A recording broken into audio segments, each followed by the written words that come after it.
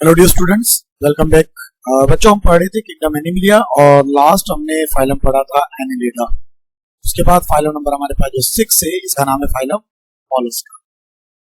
तो कुछ बुक्स में मोलस्का जो है वो 5th नंबर पे दिया है, उसके बाद एनिलिडा दिया है। और कुछ बुक्स में मोलस्का 6 नंबर पे दिया और पहले एनिलिडा दिया। तो इसका कोई मसला नहीं, डिस्ट्रीब्यूशन के हिसाब से अलग अलग तरह की उन्होंने अरेंजमेंट की हुई है। और फाइलम मोलस्का की अगर बात करें, सबसे पहले तो मोलस्का जो वर्ड निकला है, ये वर्ड निकला है मॉलिस से।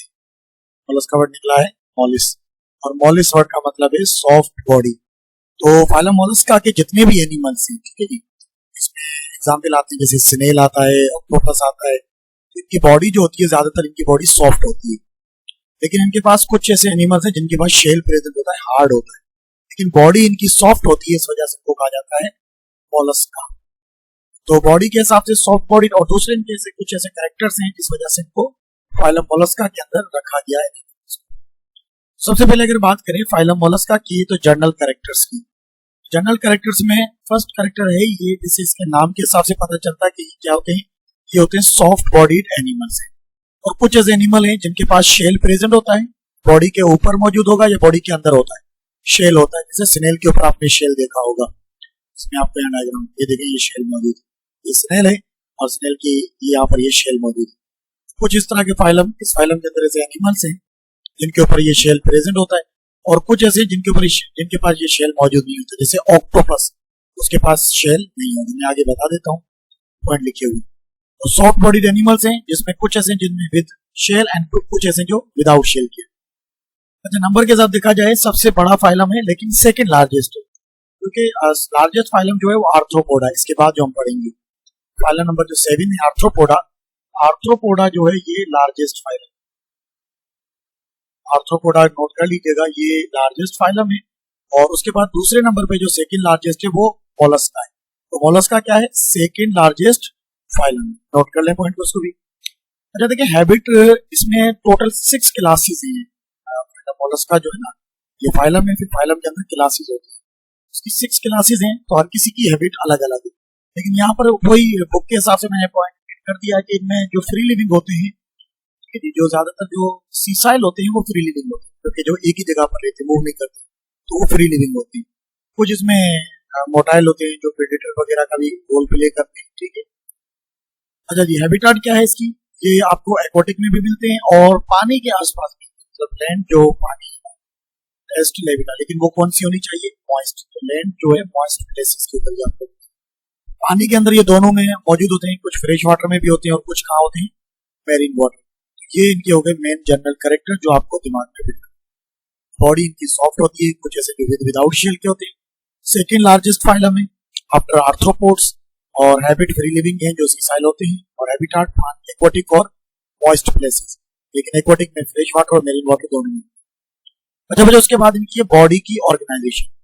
बॉडी की ऑर्गेनाइजेशन आपको ये टर्म याद रखना है, क्योंकि आप सारे के सारे एनिमल जो है वो ट्रिप्लोब्लास्टिक है। ट्रिप्लोब्लास्टिक आपने पढ़ा हुआ है, जिसमें 3 लेयर्स होती हैं, 3 layers. Triplo means 3 layers, 3 germs layers. Ectoderm होगी, मेसोडर्म होगी और एंडोडर्म होगी। बॉडी इनकी जो होती है, उनके पास प्रॉपर कैविटी प्रेजेंट होती है, जिसको कहते हैं सीलोमेट। तो फाइलम नंबर 4 एनिलिडा, और ये फाइलम नंबर जो हमारे पास 6 हम पढ़ रहे हैं, ये भी सीलोमेट मींस के ट्रू सीलम प्रेजेंट है, ठीक है। और उसके अंदर सीलोमेट फ्लूइड भी होगा, और फ्लूइड जो है वो वर्क करेगा स्केलेटन का, जैसे लास्ट एनिलिडा में पढ़ा था हाइड्रोस्टेटिक स्केलेटन के अंदर। तो लास्ट जितनी भी फाइलम मैं अपलोड कर चुका हूँ, ठीक है बच्चों। अच्छा बच्चों, उसके बाद इनकी सिमेट्री क्या है, बायलैटरल सिमेट्री। आप इनको जस्ट इक्वल हाफ्स में कट कर सकते हैं, जस्ट सिंगल प्लेन में। जब आप इसको कट करेंगे तो 2 हाफ में ये डिवाइड हो सकते हैं। सिमेट्री इनकी बायलैटरल है, तो ये पॉइंट नोट कर लें, ट्रिप्लोब्लास्ट, सीलोमेट और बायलैटरल। बॉडी आपको पता है इनकी सॉफ्ट होती है, और इनकी बॉडी में सेगमेंट नहीं होते, जैसे एनिलिडा की बॉडी में सेगमेंट थे ना, इनकी बॉडी अनसेगमेंटेड होती है। अच्छा जी, अब यहाँ पर हमारी बुक के हिसाब से स्नेल जो है उसका बॉडी के बारे में बताया, उसकी बॉडी का स्ट्रक्चर बताया। खास करके इनकी बॉडी में 3 मेन रीजन होते हैं, 3 या कहीं कुछ ऐसे जिनमें 4 भी होते हैं। नंबर 1 जो है उनमें बॉडी का जो पार्ट होता है, मतलब कि ये जो मोलस्का वाले जो एनिमल है, जैसे आपको ये डायग्राम में इनकी पूरी ये जो बॉडी है, इनकी पूरी बॉडी को 3 या 4 मेन पार्ट्स के अंदर डिवाइड किया है, ठीक है। कुछ बुक्स में 4 है, कुछ बुक्स में 3 है, वो इसलिए कि अगर शेल है तो 4 पार्ट्स हैं, अगर शेल नहीं है तो 3 पार्ट्स हैं। अब इनकी बॉडी को हम 3 पार्ट्स में कैसे डिवाइड करते हैं वो मैंने यहाँ पर थ्योरी में ऐड किया हुआ है। अच्छा बच्चों, अब देखिए नोट करें। अब फर्स्ट पॉइंट क्या है, फर्स्ट जो बॉडी का पार्ट है वो कंसीडर किया जाता है लोअर पार्ट, जो स्टार्ट होता है कहां से, हेड से फुट पोर्शन, ये वाला। तो ये फर्स्ट पोर्शन है, नोट कर ले, ये हेड फुट पोर्शन, ठीक है। दूसरा पोर्शन कौन सा है, डोर्सल विसरल मास, ये दूसरा पार्ट है इसकी बॉडी का। तीसरा बॉडी का पार्ट, इसके पास एक कैविटी होगी, एनवलप होगा, कैविटी में जिसमें ऑर्गन है और उसके ऊपर एक मेम्ब्रेन होगी जिसको पर्दा कह सकते हैं, एनवलप। तो थर्ड ये है मेंटल, या मेंटल होगी, कवरिंग होगी या एनवलप होगा। और चौथा जो है वो इनके पास शेल है, वो आपको हर मोलस्का में नहीं मिलती। ये बॉडी के 4 मेन फीचर्स आप याद रखें, ये head foot portion, dorsal visceral mass, ये मेंटल एनवलप एंड शेल। बच्चों नोट कर लें इसको, मैं क्योंकि आगे डायग्राम की तरफ जा रहा हूं तो आपसे ही पूछूंगा। अच्छा बच्चों, अब देखें, अब नंबर 1 हेड फुट पोर्शन, आपको इस डायग्राम को थोड़ा छोटा कर देते ताकि आपको क्लियर हो। अभी डायग्राम आपको ना दे, इस डायग्राम में ये वाला जो पोर्शन नीचे वाला जहां से ये माउथ आ रहा है, तो ये वाला पोर्शन इनका हेड, ये वाला पोर्शन इनका क्या है, हेड, ये पोर्शन इनका है हेड, ठीक है जी। और हेड से लेकर आप इनको कवर कर लें, ये वाला पोर्शन, ये फुट आ गया, ये वाला पोर्शन। तो बॉडी का ये नीचे वाला जो पोर्शन है जो हेड से लेकर फुट तक पोर्शन है, हेड टू फुट पोर्शन। अब इस हेड टू फुट पोर्शन में जो है ना इनके पांव आ जाते हैं, जिसकी वजह से ये मूवमेंट वगैरह करते हैं, लोकोमोशन यूज कर सकते हैं, खाना वगैरह इसी से खाते हैं, माउथ यहाँ से ना, तो ये फूड वगैरह को भी यहाँ से एंटर करेंगे, ठीक है जी। ये यहाँ पर ये हेड टू फुट पोर्शन पास आ गई। अब अगर चलते हैं आगे की तरफ, हेड टू फुट पोर्शन में क्या आ रहा है, देखिए क्या कह रहा है, first point, head foot portion concern with, तो नीचे वाले पार्ट है ना, इसमें आगे वाले पार्ट में एंटीना लगे होते हैं, स्टॉक्स जो सेंसेशन का काम करते हैं, माउथ है तो फीडिंग का काम करता है, और उसके अलावा इनके पाँव है तो ये पाँव तो नहीं सकते, लेकिन पाँव की तरफ मसल्स वगैरह मौजूद है, पानी होगा और सर्कुलर एंड लॉन्गिट्यूडनल मसल थोड़े बहुत प्रेजेंट कह सकते हैं, लेकिन ज्यादातर इनका फ्लूइड होगा, हाइड्रोस्टेटिक स्केलेटन है वो इसके मूवमेंट करेगा। तो सेंसेशन, फीडिंग एंड लोकोमोशन, ठीक है। बच्चों एक और चीज मैंने अभी जो बताया, सर्कुलर लॉन्गिट्यूडनल मसल्स ये ज्यादा नहीं होती है, तो कैसे बुक में नहीं है तो हमें यहाँ पर 8 पॉइंट नहीं कर सकती, लेकिन यहाँ पर ये तो 3 मेन काम है। हेड टू फुट पोर्शन के नंबर 1 काम sensation, number 2 feeding, number 3 locomotion, ये 3 काम यहाँ पर हो रहे हैं। जैसे माउथ है तो यहाँ से फीडिंग करेगा, ये इनके स्टॉक्स हैं जिसके थ्रू ये सेंसेशन वगैरह इनको फील होती है, और उसके अलावा यहाँ इनके ये पाँव की तरह स्ट्रक्चर है इनको चलने में। अच्छा बच्चों, तो फर्स्ट पोर्शन समझ में आ गया। अच्छा, सेकंड पोर्शन क्या था, डोर्सल विसरल मास, सेकंड था ना डोर्सल विसरल मास, जिसमें मेजर ऑर्गन आ जाता है, ये आपको याद है। अब ये जो बड़ा सा पार्ट है डोर्सल विसरल मास, ये वाला,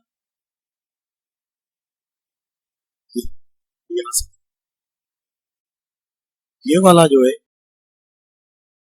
मैं आपको सर्कल कर देता हूँ, ये समझ, ये डोर्सल विसरल मास, डोर्सल मींस ऊपर की बैक साइड पर है, ठीक है, ऊपर की तरफ। ये डोर्सल साइड की आगे वाली वेंट्रल हो जाएगी, ये आप सीधे सकते हैं डोर्सल पीछे से। तो इसमें देखें मेजर ऑर्गन्स, मेजर ऑर्गन देखिए स्टमक पड़ा हुआ है, डाइजेस्टिव ग्लैंड्स हैं, इंटेस्टाइन इसमें पड़ा हुआ है, एनस यहाँ से ओपनिंग होगी, एनस की ओपनिंग जो है ना यहाँ से मेंटल से होती है, यहाँ से ओपनिंग, ये मेंटल जो एनवलप होगा अभी हम पढ़ेंगे, ठीक है। और सीलम ये स्पेस है, कैविटी, ठीक है। और ये गोनेट्स, रिप्रोडक्टिव ऑर्गन गोनेट्स जो गैमेट्स बनाने का काम करें, तो ये डोर्सल विसरल, ये हो गया आपकी बॉडी का सेकंड पोर्शन, जिसमें मेजर ऑर्गन होंगे, आपको पता चल गया स्टमक वगैरह। थर्ड जो है मेंटल, मेंटल कहते हैं एनवलप है, एक किस्म की कवरिंग है, टिश्यू है जो डोर्सल विसरल मास की तरफ कवर करे, which is a fold of delicate tissue है, किस्म की टिश्यू है, मेम्ब्रेन है, surrounded the entire body of glandular epithelial tissue to produce calcium carbonate to form shell.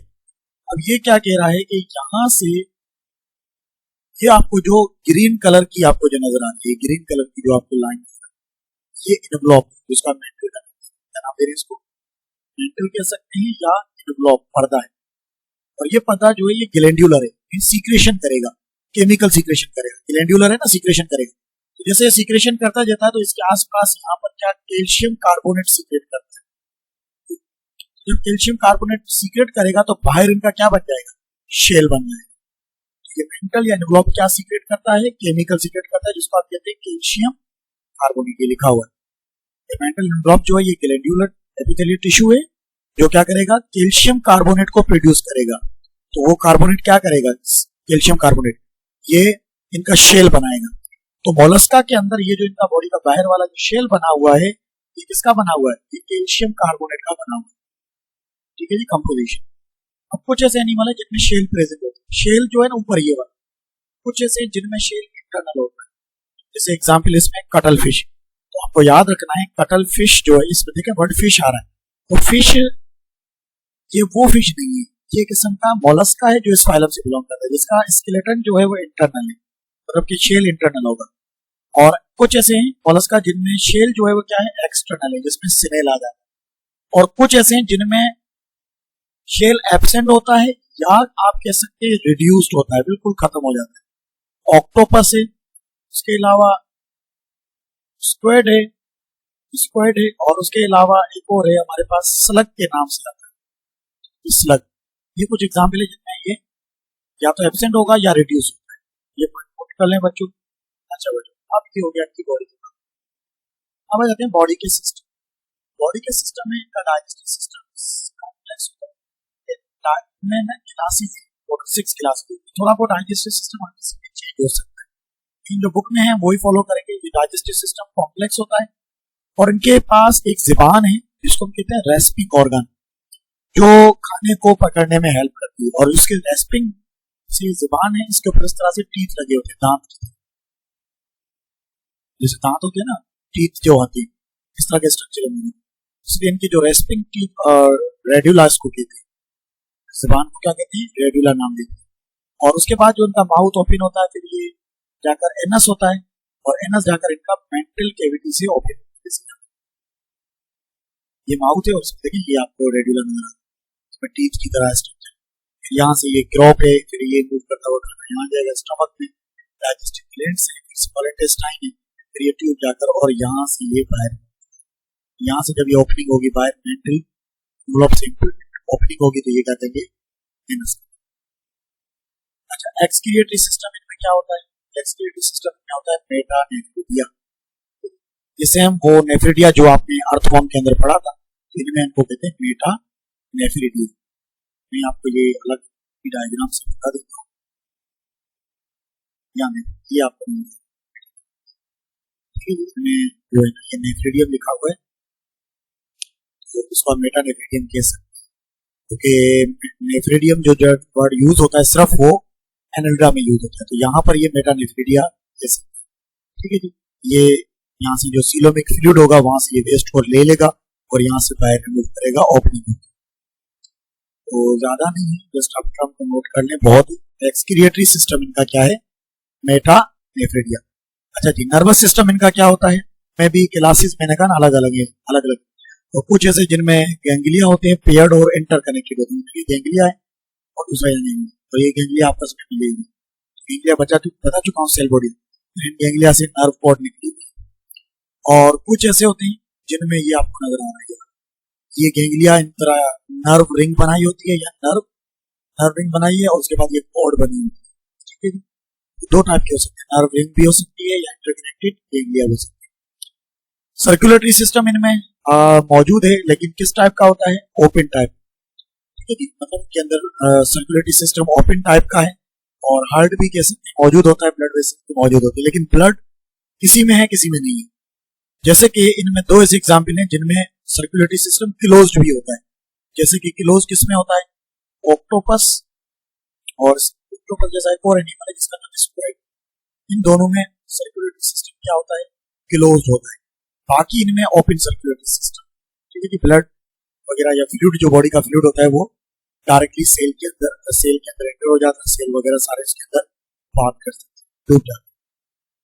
Respiratory system अलग अलग तरह का है, कुछ ऐसे हैं जिनमें गिल्स होते हैं जो पानी के अंदर रहते हैं, गैसेस एक्सचेंज बाय गिल्स। कुछ हैं जो टेरेस्ट्रियल है, जो लंग्स का यूज करते हैं या बॉडी सरफेस का यूज करते हैं, ठीक है, लंग्स होते हैं या बॉडी सरफेस का यूज करते हैं। और जो एक्वाटिक के ज्यादातर पानी में ही रहते हैं गिल्स का इस्तेमाल करते हैं। Sexual reproduction mostly unisexual means hermaphrodite, means कह सकते हैं मेल अलग होगा फीमेल अलग होगा जेंड, और कुछ हैं जो बाइसेक्सुअल हेमोफोर्डाइट के। इनका जो लार्वा बनता है उसको ट्रूकोफोर भी कहा जाता है। ट्रूकोफोर लार्वा इनको का जो लार्वा बनेगा लार्वा स्टेज, तो लार्वा का क्या नाम है ट्रूकोफोर। उसके बाद इनकी इकोनॉमिक इंपॉर्टेंस, देखिए इकोनॉमिक इंपॉर्टेंस में अलग अलग तरह के कुछ पॉइंट्स। इनको प्लेंटोलॉजिकल स्टडी मींस फॉसिल स्टडी में स्टडी किया जाता है, जिसकी वजह से ये पता चल जाता है कि ऑयल डिपोजिशन वगैरह कहाँ कहाँ ऑयल डिपोजिशन है, तो ये उनसे इनकी वजह से हम आइडिया लगा सकते हैं। सेकंड, जो मोलस्का जिनके पास शेल होती है, example shell of the fresh water mussels, एक एग्जांपल है म्यूसेल्स, इस फाइलम से बिलोंग करने वाला एनिमल जिसके शेल को यूज किया जाता है बटन बनाने, कपड़ों के ऊपर जो कॉटन के ऊपर जो बटन लगते हैं बटन इंडस्ट्रीज में इनको यूज किया जाता है। कुछ ऐसे शेल होते हैं जो बड़े अच्छे लगते हैं, घर में डेकोरेटिव पर्पस भी यूज किया जाता है, डेकोरेटिव ऑर्नामेंटल पर्पस। जो पर्ल वगैरह होती है तो उसमें वेल्यूबल पर्ल्स मोती वगैरह, जो पर्ल ऑयस्टर भी एक एनिमल इस फाइलम से बिलोंग करता है, कि जो मोती वगैरह को यूज किया जाता है डेकोरेटिव पर्पस के लिए। कुछ ऐसे हैं मोलस्का जो लोग खाते भी हैं, जिसमें एग्जांपल एक क्लैम्स के नाम से ऑयस्टर को भी खाते हैं, उसको भी खाते हैं, ऑक्टोपस वगैरह है उनको भी कुछ लोग खाते हैं, अलग अलग कंट्रीज के साथ। और ईस्ट है, यूरोप के अंदर है, अमेरिका के अंदर खाते हैं, शेलफिश है।